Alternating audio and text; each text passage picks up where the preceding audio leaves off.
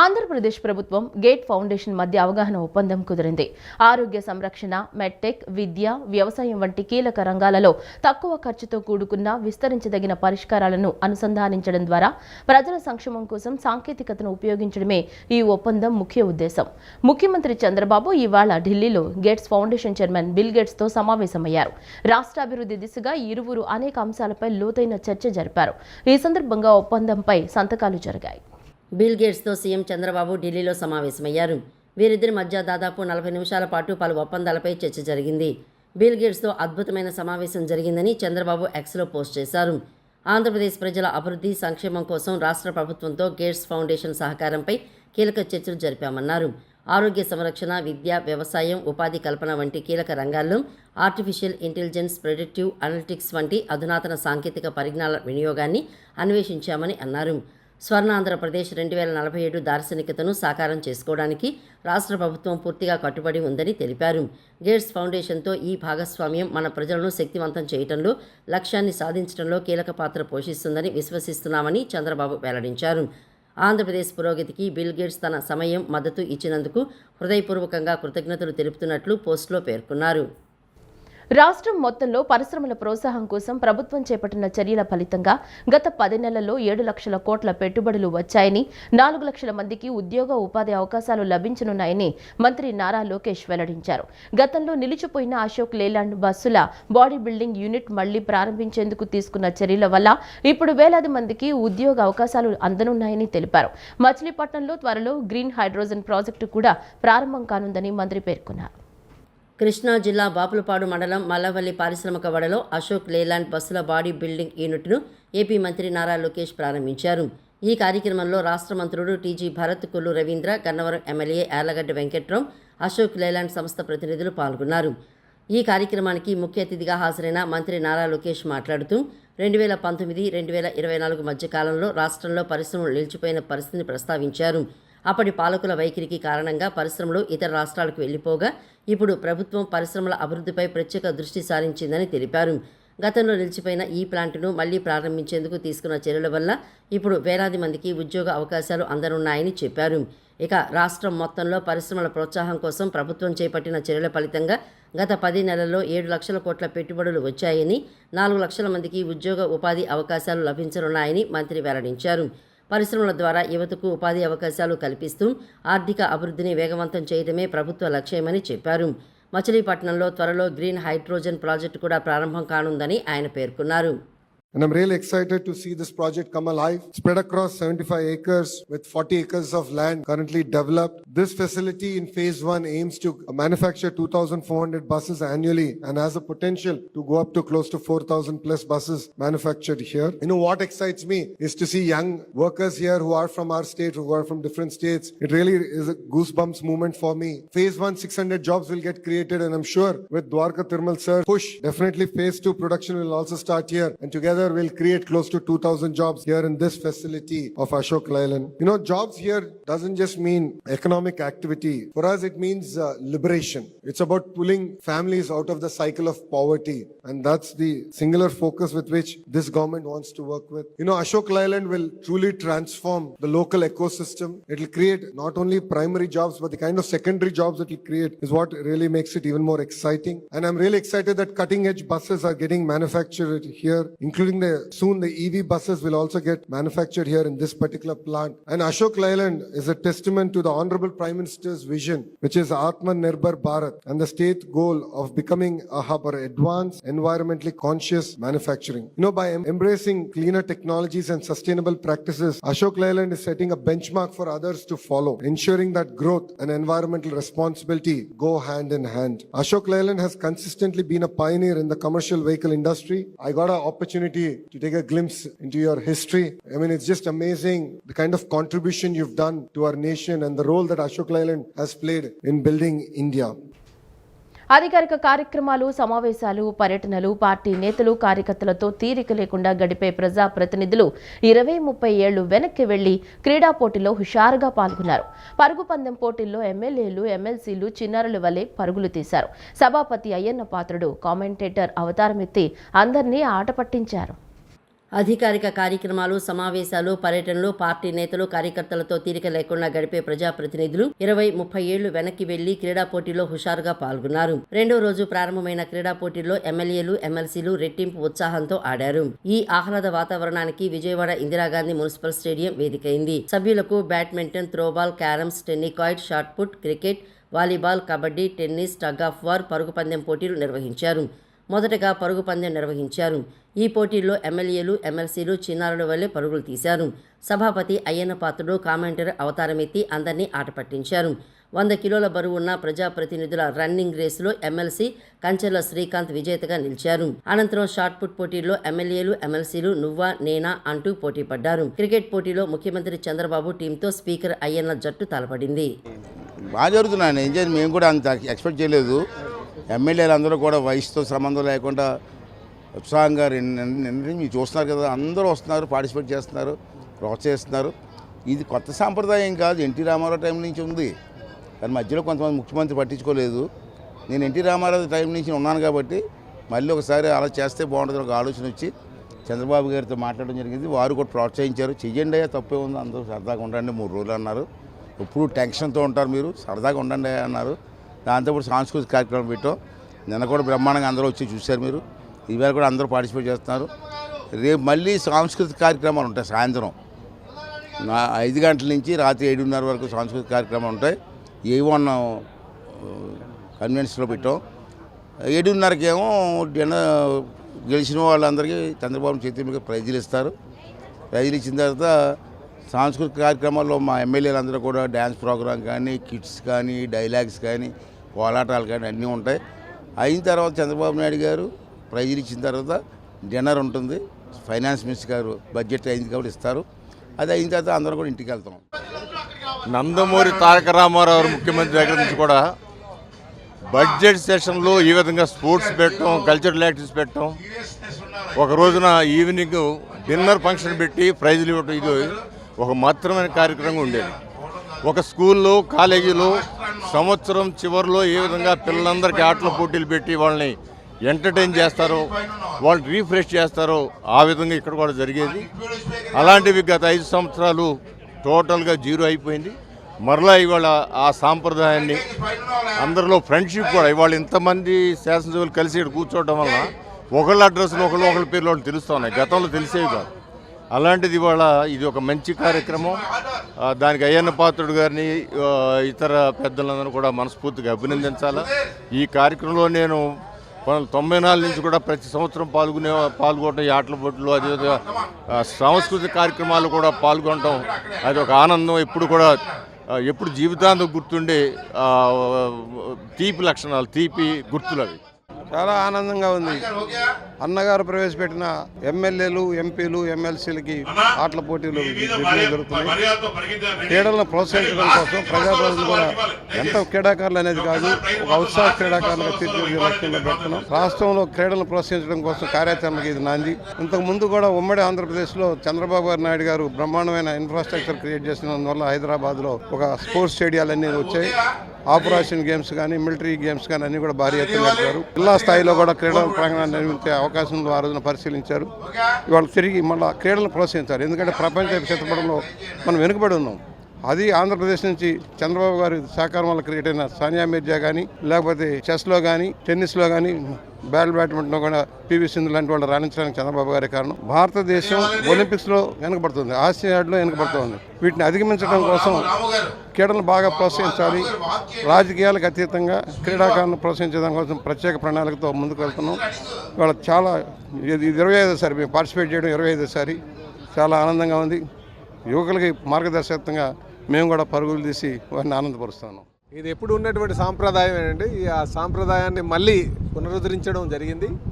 ఈ సందర్భంగా మేము స్పీకర్ అయ్యన్న పాత్రుడు గారికి మేము ధన్యవాదాలు తెలియజేసుకుంటున్నాం. అలాగే ముఖ్యమంత్రి గారికి, ఉప ముఖ్యమంత్రి గారికి కూడా నేను ప్రత్యేకంగా ధన్యవాదాలు తెలియజేసుకుంటున్నాం. అయితే క్రీడల పట్ల ప్రతి ఒక్కరు కూడా ఉత్సాహంగా పాల్గొనాలి అనేది దీని యొక్క ఉద్దేశం కూడా నేను తెలియజేస్తున్నాను అండి. మాకు చిన్నప్పుడు క్రికెట్ ఆడేవారు అండి. ఆ తర్వాత మరి బిజీ అయిపోయాం. ఇంకా స్పోర్ట్స్ మీద అంతగా దృష్టి సారించలేదు. ఏదో చిన్న చిన్న ఎక్సర్సైజ్ చేయడం, వీలున్నప్పుడు మా క్రికెట్ క్లబ్కి వెళ్ళి ఆడిసి రావడం అలా చేయడం తప్ప.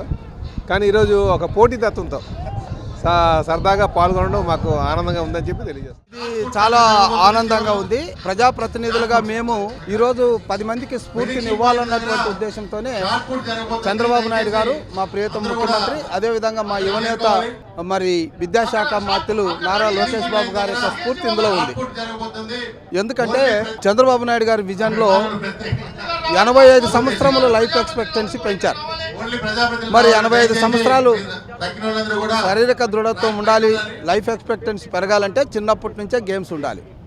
దానికి ఆసరంగానే ఈరోజు లోకేష్ బాబు గారు విద్యా సంస్కరణలో భాగంగా ప్రతి శనివారం నో బ్యాగ్ డే, పుస్తకాలు ఉండవు ఆ రోజు, ఓన్లీ ఆటలు. అలాగే రోజు 2 పీరియడ్లు కూడా పీఈటీ క్లాసెస్ ఉండాలి, డ్రిల్ క్లాసులు ఉండాలని ఆయన అక్కడ తీసుకొచ్చారు. మరి స్పీకర్గా శాసనసభ్యుల్ని ఆదేశించాలి కాబట్టి మా ప్రియతమ స్పీకర్ గారు అయ్యన్న పాత్రుడు గారు ఈ కార్యక్రమానికి నాంది పలికారు. ఈ సంప్రదాయాన్ని కొనసాగించినందుకు ముందుగా సభాపతి అయ్యన్న పాత్రుడు గారికి మనస్ఫూర్తిగా ధన్యవాదాలు తెలుపుతున్నాను. ఎందుకంటే క్రీడాకారుల్ని, అదేవిధంగా క్రీడల్ని ప్రోత్సహించే బాధ్యత ప్రతి ఒక్క ప్రజాప్రతినిధి తీసుకోవాలి. గ్రామ స్థాయిలో కానివ్వండి, జిల్లా స్థాయిలో కానివ్వండి, శాసనసభ్యులుగా మేము నియోజకవర్గ స్థాయిలో కానివ్వండి, డెఫినెట్గా కొంతవరకు సమయం కేటాయించి ఈ విధంగా ఒక స్ఫూర్తిని తీసుకురావడానికి చక్కటి ప్రయత్నం చేశారు ఆయన.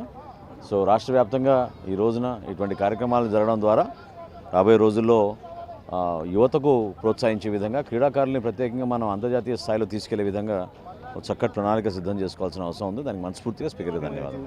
ఇదివరకు మనం మెంటల్గా బాడీ ఫంక్షన్స్ ఇవన్నీ అంత టెన్షన్లు ఉండేవి కాదు కదా. ఇప్పుడు రాజకీయంగానూ వర్క్ పరంగానూ ఎవ్రీడే బిజీగా ఉంటాం కాబట్టి ఉల్లాసంగా సరదాగా మోర్ దెన్ ఎనీథింగ్ అందరితో కలిసి చేయడం అనేది. ఇప్పుడు శాసనసభ్యులు అందరం మేము ప్రతిరోజు అసెంబ్లీలో కలుస్తాం, కానీ ఒక ఇన్ఫార్మల్గా సంతోషంగా ప్రత్యేకంగా కలిసి మేము చేసుకోవడం అనేది మంచిది. చాలా ఆనందంగా ఉందండి. ఎందుకంటే ఆఫ్టర్ ఎలక్షన్ రిలాక్స్ లేదు, ఎప్పుడు పరుగులు పెట్టిస్తున్నారు. ముఖ్యమంత్రి గారు పరుగులు పెడుతున్నారు, మమ్మల్ని కూడా పరుగులు పెట్టిస్తున్నారు. క్రీడలు కూడా అవసరం అనేది ఇదొక చూపిస్తున్నారు. ఎందుకంటే గతంలో నందమూరి తారక రామారావు గారు ఈ సంప్రదాయాన్ని ఉండేది. మరి గత ప్రభుత్వం ఆడదా ఆంధ్రంలో దాంట్లో కూడా రాజకీయం చేశారే తప్ప ఏం చేసింది ఏం లేదు. మరి క్రీడలను కూడా ప్రోత్సహిస్తూ, మరి ఉల్లాసాన్ని కల్పిస్తూ, ఆరోగ్యాన్ని కూడా చదువు ఎంత అవసరమో స్పోర్ట్స్ కూడా అంతే అవసరం అని చెప్పడానికి ఒక చిన్న ఎమ్మెల్యేలు, శాసనమండలి సభ్యులు, మినిస్టర్లు అందరూ ఫ్రెండ్లీగా ఇలా పార్టిసిపేట్ చేయడము ఒక మంచి సంకేతం కూడా. నిజంగా చాలా బాగుంది. మరి భారతదేశంలోనే మన ఆంధ్రప్రదేశ్ క్రీడల్లో కూడా నెంబర్ 1గా ఉండబోతుందని చెప్పడానికి ఇది ఒక నాంది అని చెప్తున్నాం.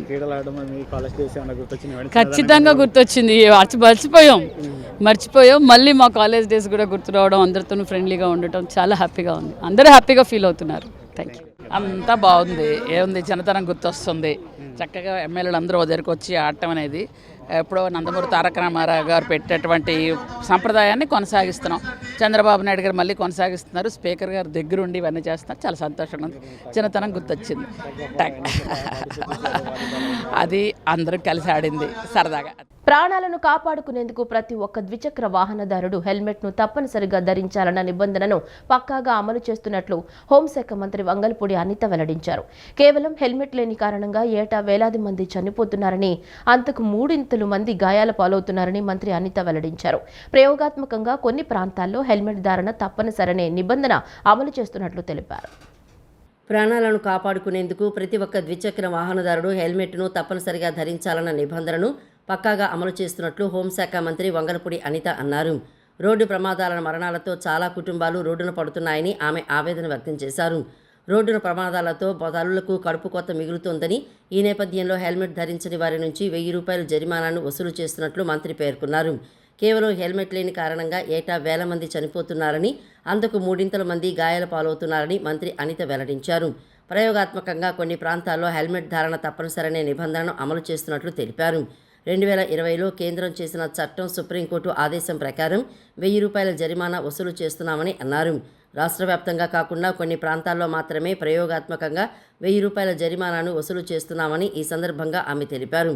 అవగాహన కల్పించాకే జరిమానా పెంపు అమలు చేయాలని సీఎం చంద్రబాబు ఆదేశించారని పేర్కొన్నారు.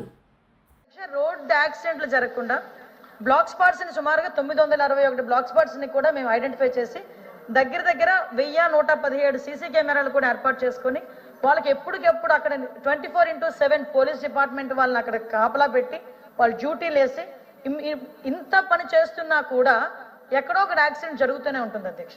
ఆ యాక్సిడెంట్ అనేది నిర్లక్ష్యం కారణంగా జరుగుతుందా, లేకపోతే రోడ్డు వల్ల ఏదైనా అన్ఫార్చునేట్లీ జరుగుతుందా, ఇందువల్ల జరిగిన అధ్యక్ష కొన్ని ప్రాణాలు అయితే పోతున్నాయి అధ్యక్ష. ఇందాక మనం అబ్జర్వ్ చేసుకుంటే అధ్యక్ష 2001 నుంచి 2024 వరకు అధ్యక్ష fatal accidents, non fatal accidents గురించి చూసుకుంటే అధ్యక్ష దగ్గర ఒక ఈ 4 సంవత్సరాలు 2021లో 7,585 ఫ్యాటల్ యాక్సిడెంట్స్ అధ్యక్ష. ఒక్క సంవత్సరంలో అతి ఘోరమైన యాక్సిడెంట్లు జరిగినవి. 2022లో 7,688 అధ్యక్ష. 2023లో 7,516 అధ్యక్ష. 2024లో 6,902 అధ్యక్ష. అంటే సుమారుగా అతి ఘోరమైన ప్రమాదాలు ఎన్ని జరిగినాయో జస్ట్ సభ్యులకి మీకు ఇన్ఫర్మేషన్ ఇస్తున్నాం. అదేవిధంగా నాన్ ఫ్యాటల్ యాక్సిడెంట్స్ చూసుకుంటే అధ్యక్ష 10,000 దాటినాయి అధ్యక్ష అన్ని కలిపి. వీటిలో అధ్యక్ష కేవలం హెల్మెట్ లేని కారణంగా 2021లో అధ్యక్ష 2,577 మంది చనిపోయారు అధ్యక్ష. కేవలం హెల్మెట్ లేకపోవడం వల్ల. ఇక్కడ మీరే ఆలోచించుకోవాలి. ఈ 1,000 రూపాయల ఫైన్ అన్నది రాష్ట్రంలో అన్ని చోట్ల కూడా మొదలు పెట్టలేదు, టు బి ఇంప్లిమెంటెడ్. ఇంకా ఇంప్లిమెంట్ చేయడానికి మేము ఒక ఎక్సర్సైజ్ చేస్తున్నాం.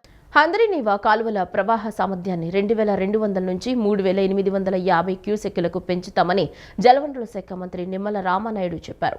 అయితే 10,000 క్యూసెక్కులకు పెంచాలని వైసీపీ సభ్యుడు శివరామిరెడ్డి డిమాండ్ చేయగా గత 5 ఏళ్లలో ఎందుకు చేయలేదని నిమ్మల నిలదీశారు. హంద్రీనీవా కాలువ లైనింగ్ వద్దని చెప్తున్న వైసీపీ సభ్యులు గతంలో జగన్ ఆదేశాలిచ్చినప్పుడు ఎందుకు నోరు మెదపలేదని ప్రశ్నించారు. హంద్రీనీవా కాలువకు లైనింగ్ పనులు ప్రవాహం పెంచడంపై శాసనమండలిలో వాడివేడి చర్చ జరిగింది. హంద్రీనీవా కాలువ లైనింగ్ పనులు చేయటాన్ని ఆపాలని వైసీపీ సభ్యుడు శివరామిరెడ్డి కోరారు. లైనింగ్ చేస్తే భూగర్భ జలాలు పెరగవని, ప్రవాహం పెంచే అవకాశం ఉందని తెలిపారు. వైసీపీ సభ్యుల ఆరోపణలకు జలవనరుల శాఖ మంత్రి నిమ్మల రామానాయుడు ధీటుగా సమాధానం చెప్పారు.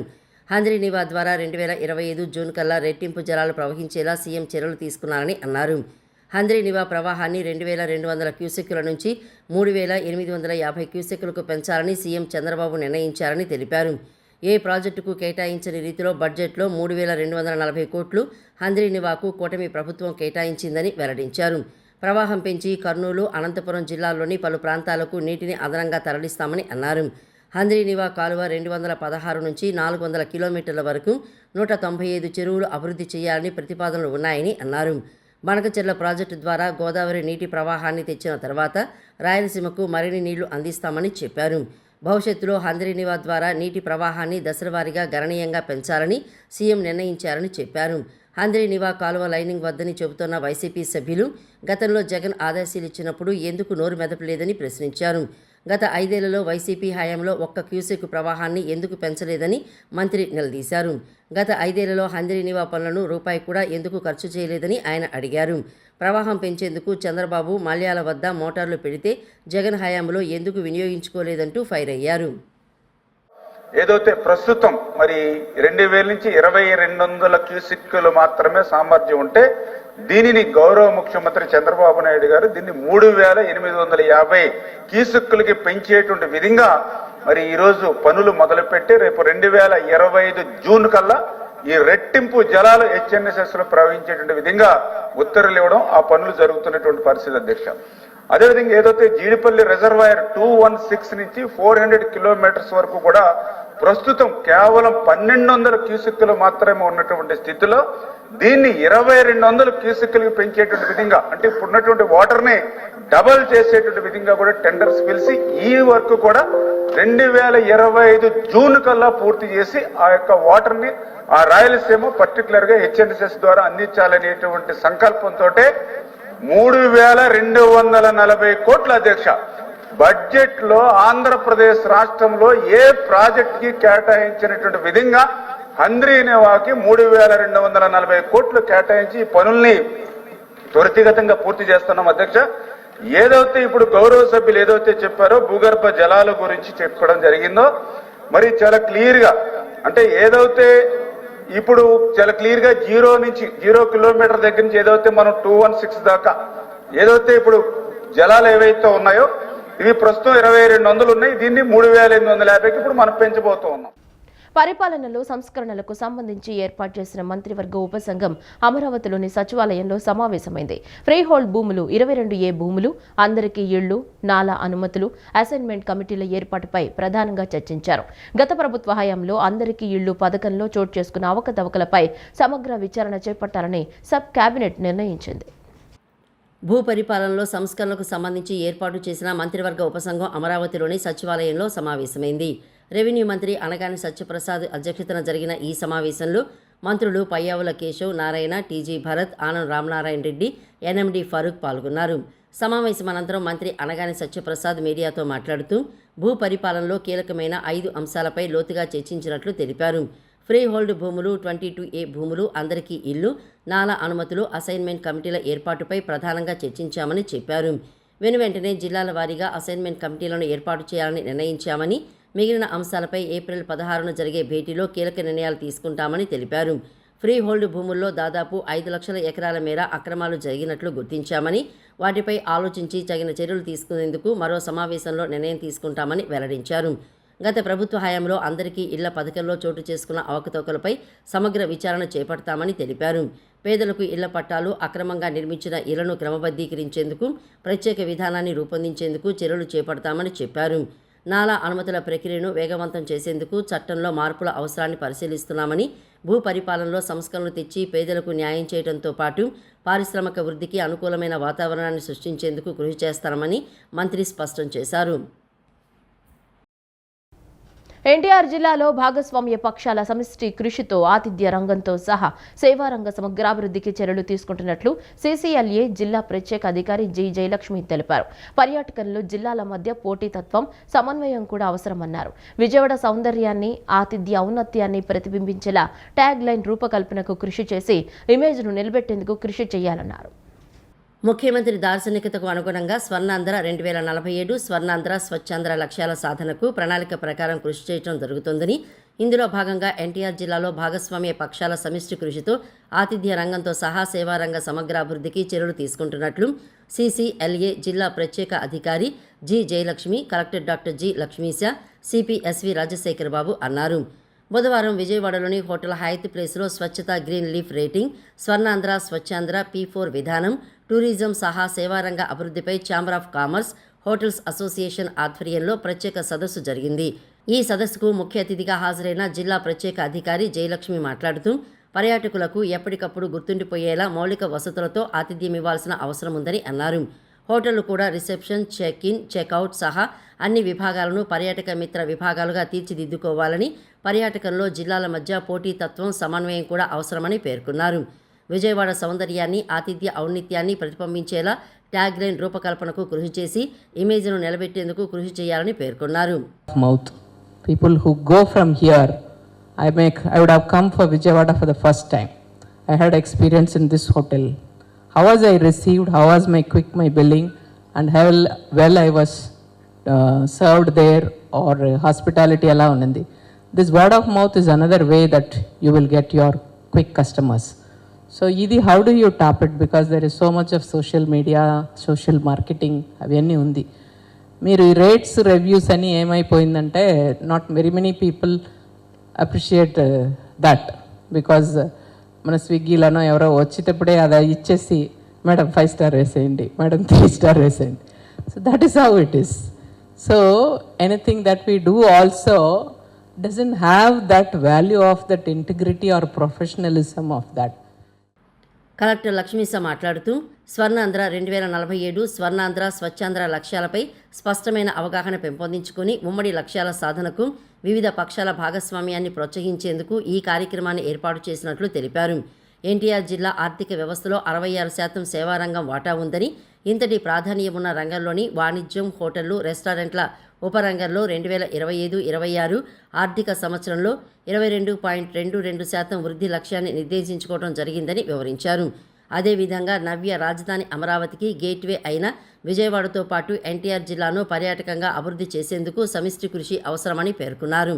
జిల్లాలో టెంపుల్ టూరిజంతో పాటు ఎకో హిస్టారికల్ పర్యాటకాన్ని ప్రోత్సహించేందుకు ప్రత్యేక ప్యాకేజీలు రూపొందించినట్లు తెలిపారు. హోటళ్లు, లాడ్జీలు, హోమ్ స్టేలు, ధర్మస్థలాలు తదితర ఆతిథ్య సౌకర్యాలకు గ్రీన్ లీఫ్ రేటింగ్ ఇవ్వడం జరుగుతోందని, ఇందుకు మండల, డివిజన్, జిల్లా స్థాయి కమిటీలు ఏర్పాటైనట్లు తెలిపారు. 5 లీఫ్ రేటింగ్లో ఉంటాం. కానీ దీన్ని డాక్యుమెంట్ చేసి పబ్లిసిటీ చేయకపోతే టూరిజం ఎక్కడ పెరుగుతుంది? ఇప్పుడు విజయవాడలో టూరిజంకే వస్తా. టూరిజం అంటే విజయవాడకు మెయిన్ ఒకటే వస్తారు. ఎప్పుడు విజయవాడ అనగానే దుర్గాగుడి ఒకటే వాళ్ళ మైండ్లో ఉంటుంది. ఇప్పుడు మన very tourism officer okay, she knows. So now ఎలాగో విజయవాడకి వస్తున్నారు, గుడికి వస్తున్నారు కదా, అదైన తర్వాత what else we can show them. Okay, ఒక అట్రాక్షన్ ఏదో ఉండాలి కదా, సమ్ ఇన్స్టిట్యూషనల్ సపోర్ట్ ఉండాలి కదా. సో ఆ నేపథ్యంలో 2 మీటింగ్ పెట్టాము. సో హోటల్ వాళ్ళని కూడా పిలిచాము. ఏం మీటింగ్ పెట్టాము? టూరిజం ఎప్పుడు గ్రోత్ అవుతుంది? ఒక సర్టెనిటీ ఉన్నప్పుడు. అరే అక్కడికి వెళ్తే మనకు ట్రాన్స్పోర్టేషన్ ఛార్జ్ అయితేనేంటి, ఫుడ్ ఛార్జ్ అయితేనేంటి, అకామిడేషన్ ఛార్జ్ అయితేనేంటి, దెర్ ఈజ్ ఎ ఫిక్స్డ్ ఇది సర్టెనిటీ. ఒక్కడు వచ్చి విజయవాడకి తిరిగి వెళ్ళిపోతాడు, చెప్తాడు ఆయనకి నేను వెళ్ళొచ్చాను 5,000లో అయిపోయిందని. ఇంకొకన వస్తాడు, అరే నేను వెళ్ళాను 10,000 అయింది అన్నాడు. అంటే ఫస్ట్ వచ్చిన వాడికి సెకండ్ వచ్చి 10,000 చెప్తున్నాడే, అతనికి ఫస్ట్ వాడు విన్నాక ఈ ఫీల్స్ చీటెడ్. అరే అతనికి 5,000 అయింది, నాకెందుకు 10,000 అయింది, అరే నాకు ఎక్కడో మోసపోయాను.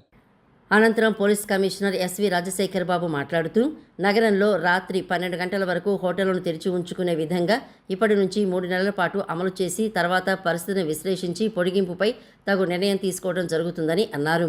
విజయవాడ నగరం అద్భుత నగరమని, ఇక్కడకు వచ్చే పర్యాటకులకు శాంతియుత వాతావరణం, భద్రత కల్పించేందుకు పోలీసు శాఖ పూర్తి సహకారం అందిస్తుందని తెలిపారు.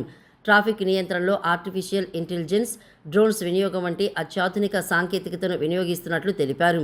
దాదాపు 3,500 సీసీ కెమెరాలను వినియోగిస్తున్నామని, ఇలాంటి చర్యల వల్ల క్రైమ్ డిటెక్షన్ సులభతరమవుతుందని అన్నారు. అసాంఘిక శక్తులపై ఉక్కుపాదం మోపేందుకు నిఘాను కట్టుదిట్టం చేసినట్లు తెలిపారు. ఇక్కడ ఉన్న వాళ్ళకి తెలుసు, బట్ బయట నుంచి వచ్చిన వ్యక్తులకి విజయవాడ అంటే ఇది ఒక పెద్ద పల్లెటూరు అన్న వ్యక్తులకి కొంత ఈ గ్రోత్ చూస్తే ఖచ్చితంగా ఇందులో విజయవాడలో చాలా స్కోప్ ఉంది.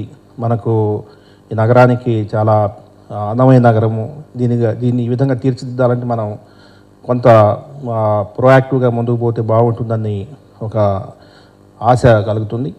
ముఖ్యంగా టూరిజం డెవలప్ చేయడానికి జిల్లా కలెక్టర్ గారు, అదేవిధంగా మున్సిపల్ కమిషనర్ గారు అందరూ కూడా చాలా ప్రణాళికలు రచిస్తున్నారు.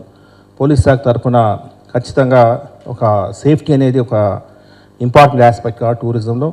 ఖచ్చితంగా కొంత సేఫ్టీ కల్చర్ని తీసుకువచ్చే క్రమంలో చాలా వినూత్నమైన కార్యక్రమాలు చేపడుతున్నాం. ఈ మధ్యనే సురక్ష ఫర్ సేఫర్ నైబర్హుడ్స్ అన్న కాన్సెప్ట్తో మనం ముందుకు పోతున్నాం. ఎన్నికలకు ముందు తెలుగుదేశం పార్టీ ఇచ్చిన హామీలను ఎన్డీఏ కూటమి ప్రభుత్వం గత 8 నెలలుగా నెరవేరుస్తోందని ఎమ్మెల్యే బోండా ఉమామహేశ్వరరావు తెలిపారు. ముఖ్యంగా ఇళ్ల రిజిస్ట్రేషన్లను పూర్తి చేసి మహిళలకు పట్టాలను అందజేయడం ప్రభుత్వం తీసుకున్న ప్రధాన నిర్ణయమని పేర్కొన్నారు. గత ప్రభుత్వ హయాంలో అభివృద్ధికి నోచుకుని సెంట్రల్ నియోజకవర్గాన్ని పునర్నిర్మించేందుకు 130 కోట్లతో అభివృద్ధి పనులు చేపట్టామని తెలిపారు. సెంట్రల్ నియోజకవర్గంలోని 57వ డివిజన్ కొత్త రాజరాజేశ్వరిపేటలో జీవో నెంబర్ 105 ప్రకారం ఇళ్ల పట్టాల రిజిస్ట్రేషన్ పూర్తి చేసుకున్న లబ్ధిదారులకు పట్టాలు పంపిణీ కార్యక్రమం జరిగింది. ఈ కార్యక్రమంలో ప్రభుత్వ విప్, సెంట్రల్ నియోజకవర్గ శాసనసభ్యులు బోండా ఉమామహేశ్వరరావు లబ్ధిదారులకు పట్టాలను అందజేశారు. ఈ సందర్భంగా బోండా ఉమా మాట్లాడుతూ 2024 ఎన్నికలకు ముందు తెలుగుదేశం పార్టీ ఇచ్చిన హామీలను ఎన్డీఏ కూటమి ప్రభుత్వం గత 8 నెలలుగా నెరవేరుస్తోందని తెలిపారు. ముఖ్యంగా ఇళ్ల రిజిస్ట్రేషన్లు పూర్తి చేసి మహిళలకు పట్టాలను అందజేయడం ప్రభుత్వం తీసుకున్న ప్రధాన నిర్ణయమని పేర్కొన్నారు. ప్రభుత్వం సూపర్ 6 పథకాల అమలును ఒక్కొక్కటిగా వేగవంతం చేస్తోందని, అన్నా క్యాంటీన్లను పునఃప్రారంభించినట్లు తెలిపారు. పెన్షన్ 3,000 నుంచి 4,000కు పెంచామని, మహిళలకు ఏడాదికి ఉచితంగా 3 గ్యాస్ సిలిండర్లు అందిస్తున్నామని పేర్కొన్నారు. జూన్ నుంచి అమ్మఒడి కింద పిల్లల తల్లుల ఖాతాల్లో 15,000 రూపాయలు జమ చేయనున్నట్లు, మే నెల నుండి ప్రతి మహిళకు ఏడాదికి 18,000 అందజేస్తామని వెల్లడించారు. ప్రభుత్వ పాలనపై ప్రజల్లో విశ్వాసం పెరుగుతోందని, ముఖ్యంగా బీసీ, ఎస్సీ, ఎస్టీ, మైనారిటీ వర్గాల ప్రజలు ఎన్డీఏ ప్రభుత్వాన్ని అభినందిస్తున్నారని చెప్పారు. గత ప్రభుత్వ హయాంలో అభివృద్ధికి నోచుకొని సెంట్రల్ నియోజకవర్గాన్ని పునర్నిర్మించేందుకు 130 కోట్లతో అభివృద్ధి పనులు చేపట్టామని తెలిపారు. అలాగే నెలకు 1వ తేదీన లబ్ధిదారుల ఇళ్ల వద్దకే పెన్షన్ పంపిణీ చేయడం ద్వారా ప్రజల హృదయాలను గెలుచుకున్నామని ఆయన పేర్కొన్నారు. ఏవైతే రిజిస్ట్రేషన్లు ఉన్నాయో పెండింగ్లో, ఆ రిజిస్ట్రేషన్ని పూర్తి చేస్తామని చెప్పాం. ఎన్నికల అనంతరం పూర్తి చేశాం. ఈ ఎలక్షన్ కోడ్ అన్నీ వచ్చి కొంచెం ఆలస్యమైనా ఇవాళ 57వ డివిజన్ ఆర్ఆర్పేటలో ఒక మీటింగ్ పెట్టి మా ఫ్లోర్ లీడరు, మాజీ ఫ్లోర్ లీడర్ ఎర్రబోతు రామరావు ఆధ్వర్యంలో ఇవాళ ఇక్కడ అందరికీ కూడా రిజిస్ట్రేషన్ డాక్యుమెంట్లు వాళ్ళ ఇంటి వద్దకే తెచ్చి ఇవ్వడం జరిగింది. ఈ విధంగా చేస్తూ పనిచేసే ప్రభుత్వం మంచి ప్రభుత్వం ఇదని ప్రజలందరూ అంటూ ఉంటే సంతోషంగా ఉంది. ఇచ్చిన ప్రతి హామీ నెరవేర్చాం. ఇంకా సమస్యలు ఉన్నాయి. ఇక్కడ ఆర్ఆర్పేటలో సుబ్బరాజు నగరు, అరుణోదయ నగరు వీళ్ళకి పట్టాలు రిజిస్ట్రేషన్ సదుపాయం కల్పించాలి. దాని మీద కూడా ఇవాళ అసెంబ్లీలో మాట్లాడాం. దాన్ని కూడా త్వరలో నెరవేర్చాం. ఖచ్చితంగా ఇచ్చిన ప్రతి హామీ, ప్రతి డివిజన్లో సమస్యల మీద స్పష్టమైన అవగాహన ఉంది. ఆ సమస్యల పరిష్కారానికి చిత్తశుద్ధితో కృషి చేస్తాం. ఈ డివిజన్లో కమ్యూనిటీ హాల్ అడిగాడు మా ఎర్రబోతు రామరావు. ఆ కమ్యూనిటీ హాల్ని కూడా త్వరలోనే మంజూరు చేస్తాం. అన్నా క్యాంటీన్ ఒకటి అడిగాడు. అన్నా క్యాంటీన్ కూడా ప్రయత్నాలు జరుగుతూ ఉన్నాయి. ఇవన్నీ కూడా త్వరలోనే అవుతాయి. ప్రజలందరికీ కూడా ఇచ్చిన మాట నిలబెట్టుకుంటామని తెలియజేస్తాం. ఇదే కాకుండా డివిజన్లో అన్నా క్యాంటీన్ ఏర్పాటు చేస్తాం. మరి కమ్యూనిటీ హాల్ కూడా ఏర్పాటు చేస్తాం. అర్హులైన వారందరికీ రేషన్ కార్డులు, పింఛన్లు కూడా ఇవ్వడానికి మా ప్రభుత్వం మరి కృతజ్ఞతతో ఉందని చెప్పేసి కూడా తెలియజేస్తూ, పేదవారి సమస్య ఎక్కడుందో తెలుగుదేశం పార్టీ అక్కడ ఉంటుందని చెప్పి, పేదవాడికి అండా తెలుగుదేశం జెండా అనే నినాదంతో మరి తెలుగుదేశం పార్టీలో పనిచేస్తూ ఉన్నాం.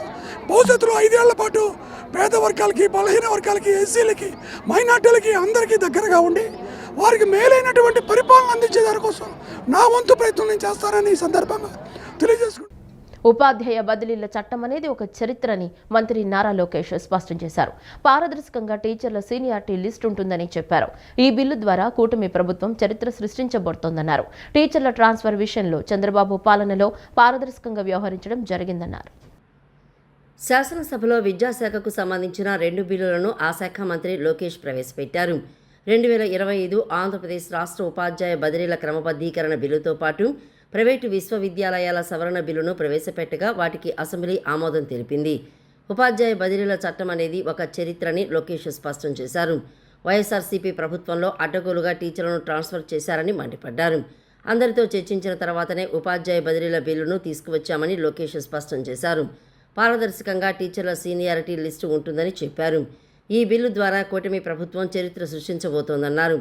టీచర్ల ట్రాన్స్ఫర్ విషయంలో చంద్రబాబు పాలనలో పారదర్శకంగా వ్యవహరించడం జరిగిందన్నారు. ఎన్నికల సమయంలో కూడా 1100 మంది ఉపాధ్యాయులను ఏకపక్షంగా బదిలీ చేశారని ఆక్షేపించారు. కోర్టు జోక్యం చేసుకుని వాటిని రద్దు చేసినట్లు లోకేష్ గుర్తు చేశారు. కావాలని కొంతమందిపై రాజకీయ కక్షతో బదిలీలను నిలిపివేశారని లోకేష్ పేర్కొన్నారు. గడిచిన 5 ఏళ్లలో అనేక ఇబ్బందులు తలెత్తాయని చెప్పారు. అనేక సార్లు కోర్టులు కూడా జోక్యం చేసుకున్నాయని తెలిపారు. ఒక చట్టం తీసుకువచ్చి పారదర్శకంగా ఉపాధ్యాయ బదిలీలను చట్టాలనే లక్ష్యంతో పనిచేశామని స్పష్టం చేశారు. రాజకీయ జోక్యాన్ని నివారించాల్సిన అవసరం ఉందని తేల్చెప్పారు. బోధనపైనే టీచర్లు దృష్టి పెట్టాలనే ఆలోచనతో సర్కారు ఉందని ఆయన వెల్లడించారు. ఈ ఆన్లైన్ ద్వారా ట్రాన్స్పరెన్సీ, అకౌంటబిలిటీ కూడా తీసుకువస్తామని లోకేష్ పేర్కొన్నారు. గ్రీవెన్స్ రిడ్రెసల్ మెకానిజం కూడా ఈ బిల్లులో పొందుపరచడం జరిగిందని వివరించారు. గతంలో గైడ్లైన్స్ లీగల్గా బలహీనంగా ఉండేవని, కానీ ఈ యాక్ట్ ద్వారా బలంగా ఉంటాయని వ్యాఖ్యానించారు. అదేవిధంగా ప్రైవేట్ రంగంలో విశ్వవిద్యాలయాలను ప్రోత్సహిస్తామని తెలిపారు. గ్రీన్ఫీల్డ్ గురించి ఇప్పటికే చర్చించామన్నారు. యూనివర్సిటీ ఎప్పుడు వచ్చినా చట్టసభల్లో యాక్ట్ కింద సవరణ చేసి వర్సిటీ పేరును ఇంక్లూడ్ చేయాల్సిన అవసరం ఉందని లోకేష్ పేర్కొన్నారు. ఒక్కసారిగానే మనం గతంలో జరిగింది చూస్తే ట్రాన్స్ఫర్స్ విషయంలో ఆంధ్రప్రదేశ్ ఎడ్యుకేషన్ యాక్ట్ 1982లో లీగల్ అథారిటీ ఆనాడు కల్పిస్తాం జరిగింది. ఇంకో పక్కన 1998లో ఆనాడు చంద్రబాబు నాయుడు గారు ముఖ్యమంత్రిగా ఉన్నప్పుడు జెడ్పీ స్కూల్ అడ్మినిస్ట్రేషన్ మొత్తం జెడ్పీ సిఇఓ నుంచి తీసి డిఓకి అందజేస్తాం జరిగింది. దాంట్లో భాగంగా అధ్యక్ష ఈ ట్రాన్స్ఫర్ వ్యవస్థ కూడా ఒక ట్రాన్స్పరెంట్ మెకానిజం, కౌన్సిలింగ్ వ్యవస్థ ఉండాలని గౌరవ ముఖ్యమంత్రి గారు ఆనాడు చెప్తాం జరిగింది అధ్యక్ష. అంతేకాకుండా అధ్యక్ష 2012-15లో కూడా అనేక సంస్కరణలు తీసుకొచ్చాం. ఒక రెగ్యులేషన్ తీసుకొస్తాం జరిగింది అధ్యక్ష. పాయింట్ బేస్డ్ స్కోరింగ్ సిస్టమ్ ఆనాడు అమలు చేస్తాం జరిగింది. 2015లో web based online transfer counselling system తీసుకొస్తాం జరిగింది. 2017లో కంపల్సరీ ట్రాన్స్ఫర్ కూడా ఉపాధ్యాయులు ఎవరైతే 8 సంవత్సరాలు పూర్తి చేశారో, హెడ్ మాస్టర్స్ 5 సంవత్సరాలు వాళ్ళు పూర్తి చేశారో అది తీసుకొస్తాం. ఆ గైడ్ లైన్స్ కూడా తీసుకొచ్చి కంపల్సరీ ట్రాన్స్ఫర్ కూడా ఏర్పాటు చేస్తాం జరిగింది అధ్యక్ష. కానీ అధ్యక్ష ఒక్కసారిగా చూస్తే జిల్లా పరిషత్ స్కూల్స్ ఉన్నాయి, మండల పరిషత్ స్కూల్స్ ఉన్నాయి, మున్సిపల్ స్కూల్స్ ఉన్నాయి. సో వాళ్ళకి ఓన్ గైడ్ లైన్స్ ప్రకారం ఇదంతా జరుగుతూ ఉంది. గతంలో చూస్తే అనేక కోర్టు కేసులు కూడా దీనిపైన వస్తాం జరిగింది. మళ్ళీ కంటెంప్ట్ ఆఫ్ కోర్టు కూడా అవుతాం జరిగింది అధ్యక్ష. ఆంధ్రప్రదేశ్లో కూటమి పాలనలో నేరాలు తగ్గాయని, చట్టసభల సాక్షిగా అబద్దాలు చెప్తున్నారని వైఎస్ఆర్సీపీ ఎమ్మెల్సీ వరదు కళ్యాణి ఆవేదన వ్యక్తం చేశారు. అసెంబ్లీ మీడియా పాయింట్లో ఆమె మాట్లాడుతూ నేరాలు తగ్గాయని సభా సాక్షిగా హోంమంత్రి అనిత అసత్యాలు చెప్పారని, ప్రభుత్వం ఇచ్చిన లెక్కల ప్రకారం రోజుకు 70 నేరపూరిత సంఘటనలు జరుగుతున్నాయన్నారు. ఎన్నో వందల మందిపై నేరాలు దాఖలవుతున్నాయని, కానీ లెక్కలు క్లియర్గా ఉంటే మోసం చేయడం ఎందుకు అని నిలదీశారు. ఈ 10 నెలల్లో మహిళల మీద దాడులు కానీ, అత్యాచారాలు కానీ, హత్యలు కానీ పెరిగాయి. వాళ్ళు అధికారికంగా ఇచ్చిన లెక్కల ప్రకారమే నేను చెప్తూ ఉన్నాను. ఎందుకంటే ఇప్పుడు ఈ సెషన్లో చెప్పారు జూన్ నుంచి జనవరి 31 వరకు 16,809 నేరాలు నమోదయ్యాయి అని చెప్పి. గత సెషన్లో వాళ్ళే చెప్పారు అక్టోబర్ 31 వరకు, జూన్ నుంచి అక్టోబర్ 31 వరకు 7,393 నేరాలు మహిళల మీద నమోదయ్యాయి అని చెప్పేసి. అంటే 150 రోజుల్లో, అప్పుడు అక్టోబర్ 31 వరకు 150 రోజుల్లో 7,393 నేరాలు నమోదయ్యాయి. అంటే రోజుకి 50 ఇలాంటి సంఘటనలు జరుగుతూ ఉన్న పరిస్థితి. ఈరోజు వీళ్ళు చెప్పిన లెక్కల ప్రకారం రోజుకి 70 సంఘటనలు జరుగుతూ ఉన్న పరిస్థితి. అంటే పెరిగాయా తగ్గాయా? ప్రజల్ని ఎందుకు మీరు మభ్యపెట్టడానికి, తప్పుదోవ పట్టించడానికి ప్రయత్నిస్తున్నారు అని నేను అడుగుతూ ఉన్నాను. ఉంగుటూరు మండలం ఆత్కూరు పోలీస్ స్టేషన్ పరిధిలో మైనర్ బాలికపై జరిగిన అత్యాచార ఘటనకు గంజాయే కారణమని కాంగ్రెస్ పార్టీ మహిళా నేత సుంకర పద్మశ్రీ అన్నారు. రాష్ట్రంలో గంజాయి విచ్చలవిడిగా మారిందని, నిందితులపై గంజాయి కేసులు కూడా నమోదయ్యాయన్నారు. గంజాయి, మత్తు పదార్థాలపై ప్రభుత్వం కఠిన చర్యలు తీసుకోవాలని ఆమె కోరారు. గన్నవరం నియోజకవర్గంలోని ఉంగుటూరు మండలంలో జరిగిన మైనర్ బాలికపై సామూహిక అత్యాచారం కేసును అత్యంత త్వరగా ఛేదించిన Atkur SI CH Suresh police బృందానికి కాంగ్రెస్ పార్టీ రాష్ట్ర నాయకురాలు సుంకర పద్మశ్రీ కృతజ్ఞతలు తెలిపారు. ఈ సందర్భంగా ఆమె మాట్లాడుతూ రాష్ట్రంలో గంజాయి వ్యాప్తి తీవ్రంగా పెరిగిందని, ఈ ఘటనలో నిందితుల్లో మైనర్లు ఉన్నారని, వారిపై ఇప్పటికే గంజాయి కేసులు నమోదయ్యాయని పేర్కొన్నారు. రాష్ట్రంలో విచ్చలవిడిగా బెల్ట్ షాపులు గంజాయి అక్రమ రవాణా కొనసాగుతూ ఉండడంపై ఆమె తీవ్ర అసంతృప్తిని వ్యక్తం చేశారు. ఈ సందర్భంగా సుంకర పద్మశ్రీ మాట్లాడుతూ రాష్ట్ర వ్యాప్తంగా గంజాయి నిర్మూలనపై ముక్తకంఠంతో ప్రకటించినప్పటికీ పరిస్థితి ఇంకా విషమంగా ఉందని అన్నారు. ముఖ్యమంత్రి చంద్రబాబు నాయుడు, డిప్యూటీ సీఎం పవన్ కళ్యాణ్, హోంమంత్రి అనితలు గంజాయి నిర్మూలనపై స్పష్టమైన చర్యలు తీసుకోవాలని డిమాండ్ చేశారు. ప్రతిపక్షంగా నిలబడే వారిపై అక్రమ కేసులు బనాయించడం తగదని, ప్రజాస్వామ్యంలో ఇది సరైన విధానం కాదని విమర్శించారు. మద్యం నియంత్రణ కోసం కాంగ్రెస్ పార్టీ పోరాటం చేస్తున్నట్లు స్పష్టం చేశారు. కానీ తమపై అసత్య ప్రచారాలు, నీచమైన పోస్టులు పెడుతున్న వారిపై కఠిన చర్యలు తీసుకోవాలని ఆమె పోలీసులను కోరారు. గంజాయి, మత్తు పదార్థాలు, బెల్ట్ షాపులు, బెట్టింగ్ లాంటి అనర్థాలను వెంటనే నిర్మూలించేందుకు ప్రభుత్వం తక్షణ చర్యలు చేపట్టాలని ఆమె డిమాండ్ చేశారు. గంజాయి అరికట్టడమే మా ప్రధాన ఎజెండా అని చెప్పి ఈ కూటమి రాష్ట్ర ప్రభుత్వం, ఎన్డీఏ ప్రభుత్వం అధికారంలోకి వచ్చిన తర్వాత స్వయంగా హోంమంత్రి అనిత గారు ప్రెస్ మీట్లు పెట్టి విజయవాడ నడిబొడ్డు బందర్ రోడ్డు పైన పోలీస్ అధికారుల చేత ర్యాలీలు చేసి ప్రదర్శనలు కూడా నిర్వహించడం జరిగింది. కానీ ఇప్పుడు మైనర్ బాలిక పైన అత్యాచారం చేసినటువంటి ఈ యువకులు అందరూ కూడా 10th క్లాసు, ఇంటర్మీడియట్, అదేవిధంగా దాదాపు 20 సంవత్సరాల లోపు వాళ్ళే ఎక్కువ మంది ఉన్నారు. అందులో దాదాపు 5గురు గంజాయి మత్తులో గంజాయి సేవించి ఈ అత్యాచారానికి పాల్పడినట్టుగా కూడా మాకు సమాచారం అందింది. ఈ రాష్ట్ర ప్రభుత్వం గంజాయి వ్యతిరేక రాష్ట్రంగా తయారు చేస్తాము, గత ప్రభుత్వం విచ్చలవిడిగా ఇతర రాష్ట్రాలకు కూడా గంజాయి రవాణా చేసింది అని మాట్లాడటం మీడియాకు మాత్రమే పరిమితమైందా? చర్యలు ఏమన్నా చేపట్టే దిశగా వీళ్ళ కార్యాచరణ ఉందో మాకైతే అర్థం కావట్లేదు. ఈ వార్తలు ఇంతటితో సమాప్తం. నమస్కారం.